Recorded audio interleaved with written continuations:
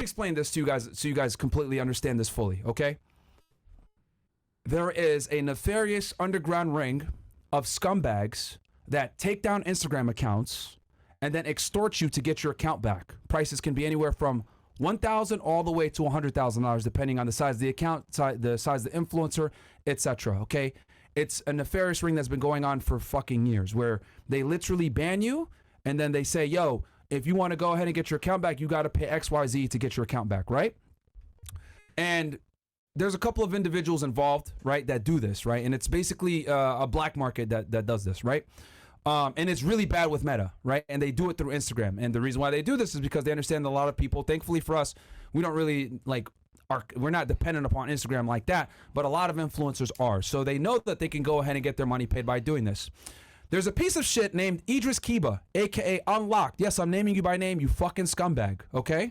That recently got arrested by the FBI approximately 2 weeks ago, okay? The U.S. Marshals went ahead and picked him up at his house in Las Vegas, Nevada for this, right? And they arrested him on a criminal complaint. And if we could pull it up real quick here. This guy went ahead and did an interview on No Jumper, right? A couple months back, where he literally detailed how he extorts people on Instagram to get their accounts back. He self-snitched on himself. Yeah. And this interview was actually used as evidence against him in the criminal complaint when the FBI picked him up a couple of weeks ago, right? I think they picked him up on like July 24th or 25th or whatever it may be. Right now, he's actually being held with no bond, and he extorted a bunch of people and threatened violence against them if you read the court documents, which I actually did. I think the charge that they got him on, if I'm not mistaken, it's like a BS charge, guys. But they did it just to get him arrested, and then more because obviously there was a time circumstance here. Did they indict him too?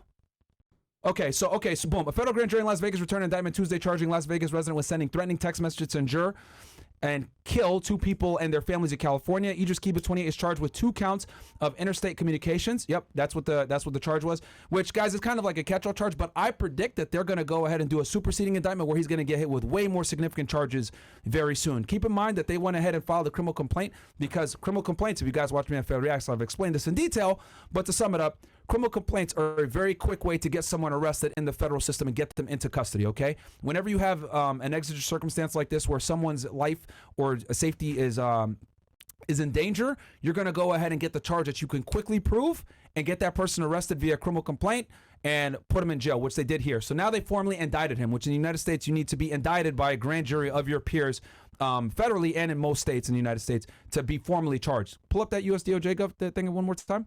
So he actually got indicted now, which was, when did this come out? August 7th. Okay, literally today.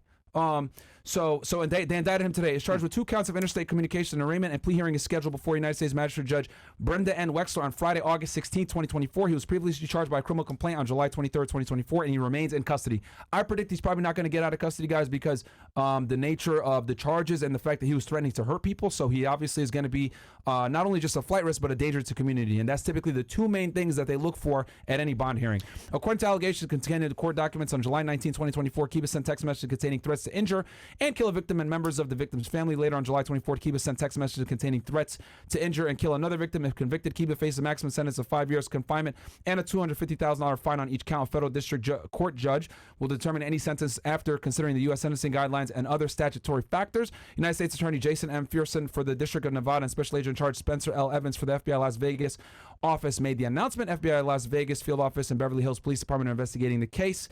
And that's the press release that was there. So this guy got formally indicted, thank God, and he's in jail. I don't predict that he's going to get bond. I hope he doesn't. But he outlined all of his criminal activity in this interview on No Jumper, like the idiot that he is. We also have a clip of him as well saying it on Instagram. Could you bring it up real quick, Mo, or Bills? So, I didn't talk to this guy, but he talked to Fresh quite a bit, and he was, extorting Fresh, saying that he took our accounts down and we need to pay XYZ amount of money, etc. Yeah. So I'm glad that this guy's in custody. But yeah, guys, we basically got banned on Instagram because a lot of the times these people have direct connects with Meta, and they'll pay these people at Meta to get accounts banned. It happens very often. And with big accounts, right? So that's what went down here. This has been happening for years, though. Yeah, it's been a problem for a long time. New, just that it's been on the spotlight now for a couple of days because of this guy. But then again, like it's almost like if like you as a creator, if you're making content online, especially Instagram, you're target because they can just target your page, ban it, and then if you need your page for work, then what are you gonna do? So that's kind of the running theme here, but this guy right is a fucking scumbag because he goes all the way down to threatening you to your life and your family, on your address as well. So it's really far where he goes. But here's a clip that we have, Bills, if you don't mind. Influencers as part of an online business to block and unlock their accounts. They say Idris Kibe ran this site, unlockedforlife.com, and they say as part of it, he allegedly extorted subscribers to get access to their accounts and then threatened them. A judge ordered him held in jail until his trial.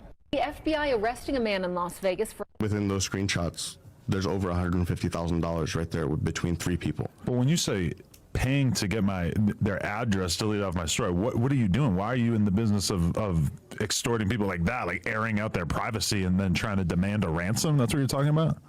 So when you look at it on the surface, 100% what you said is right and sounds right. Correct. So it's like for us, when somebody comes to us and they end up in the situation where they're paying us monthly for their account back, right?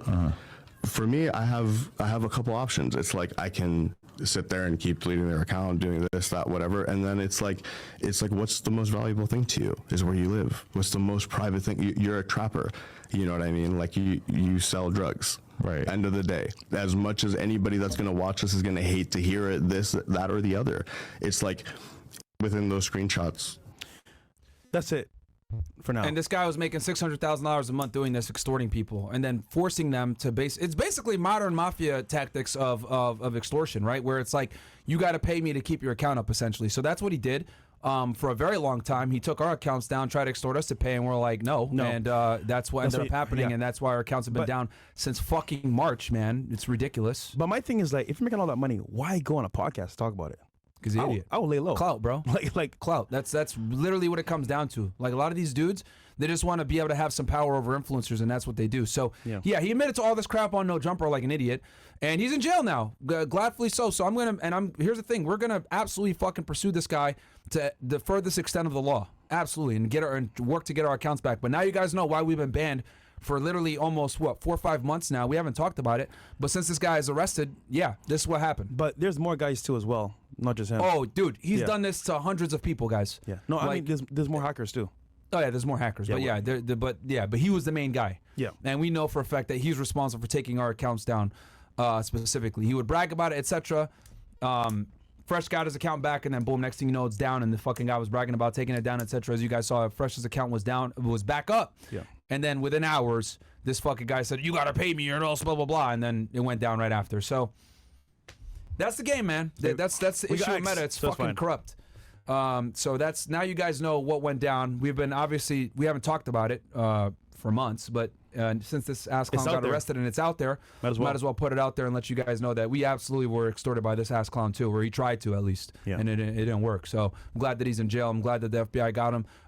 It's just for you guys that are wondering like about that charge, it's a pretty simple charge to prove. He's definitely going to get found guilty. That's a fact. There's witnesses that are going to testify against him, so he's fucking done. And what I predict is more than likely they're going to do something called a superseding indictment, which is going to be a revised and stronger indictment on even more serious charges. That's what I predict. The reason why they went ahead and did the criminal complaint, like I said, he threatened people's lives. When you threaten people's lives, you need to get them in jail quickly. They file a criminal complaint, get them picked up, do an indictment, because you got to indict within 14 days in most jurisdictions. And then what they're going to do is that buys them time to write a more heavier indictment with more serious charges, where I predict they're going to probably hit him with formal extortion charges, etc. And that's going to really put him away for decades, which I hope they fucking do. I have a feeling that he's going to snitch, but he probably wasn't the main guy. It's probably somebody bigger than him. No, he's the main guy. He's gonna get hit with enhancements of leader of the organization, etc. He's the absolute main guy. Behind the scenes, though, he's the main guy. Yeah, I mean, he could cooperate and get other people in, but he's gonna have to probably take the main rap as the head of the organization, which is an enhancement in most jurisdictions federally. Okay. But yeah, either way, man. This is a problem that's been going on in Facebook for a very long time. Or Meta in general.